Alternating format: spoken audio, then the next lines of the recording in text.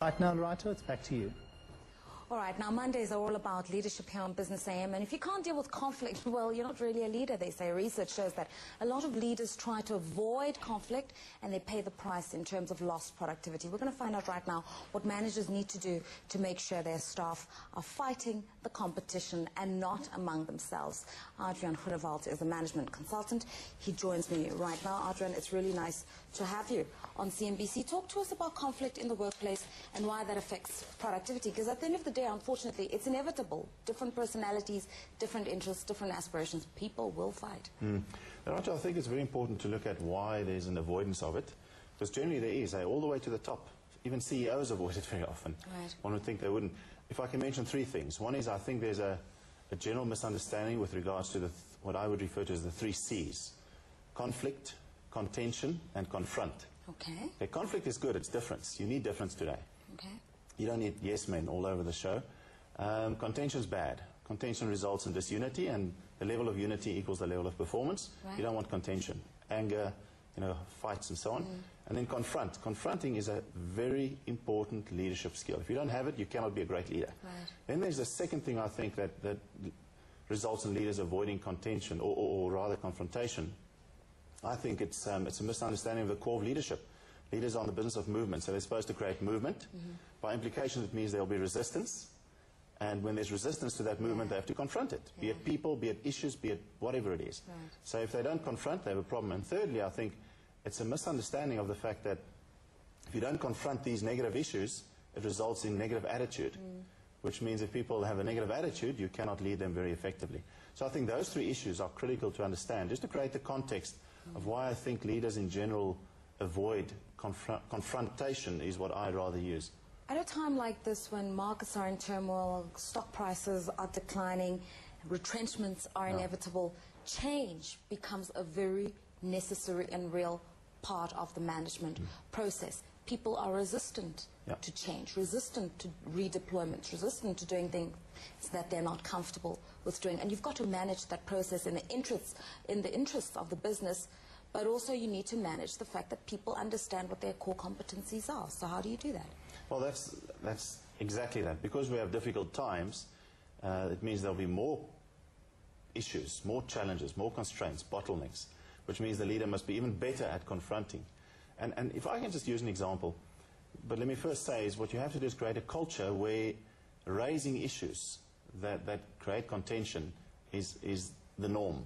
I don't know if you know the My Way company, the latest short-term insurance flavor. They are remarkable.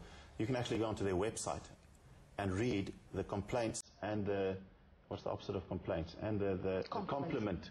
You can go and click on a tab and read how our customers complain, and then how it's answered by their staff, how it's confronted by their staff.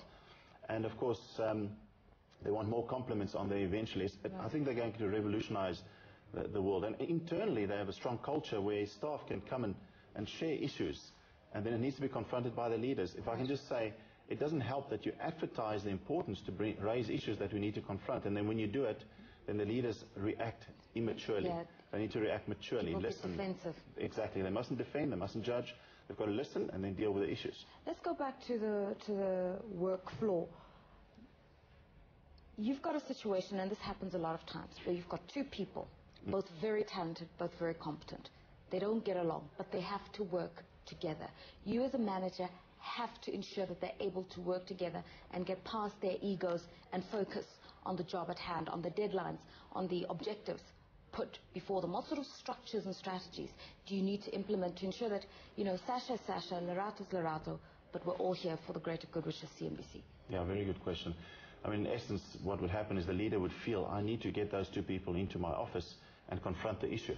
But because I don't know how, I avoid it, or I just say to those 2, hey, sort it out.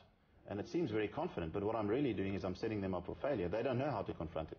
So you must train your leader to be able to deal with that situation. And in essence, 2 or 3 elements are important there. You have to call them in and define the facts without emotion. And then you have to get them to bring out the issues that they think they differ in. But you've got to bring it out with some rules. They're not allowed to judge or defend. And then you have to solve it with actions and structures behind it in context to the business aspirations. So you can't just solve it in isolation. You've got to say, remember guys, Lerato and Sasha, we have an issue here, but bigger than you is the company's aspiration to be brilliant at customer service, to perform well for our shareholders and for you, your bonuses and so on. So in the context of that bigger aspiration, how do we get this thing sorted out? Because actually we want the same thing. Right. And we want the same thing, so let's sort it out.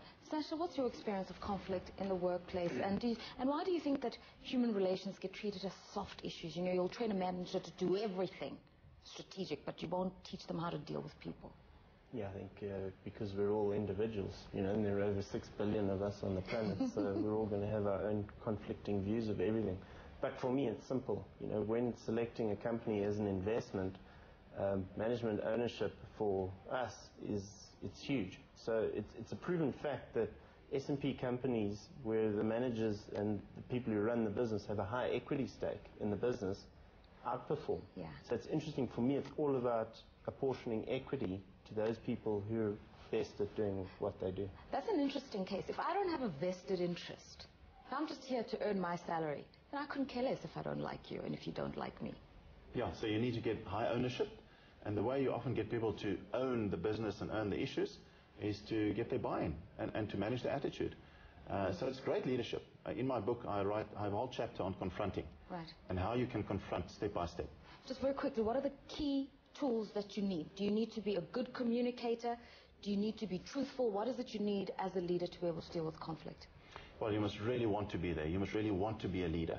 And then you must have great confidence in dealing with people, and you must definitely work on your people skills. It's a people issue.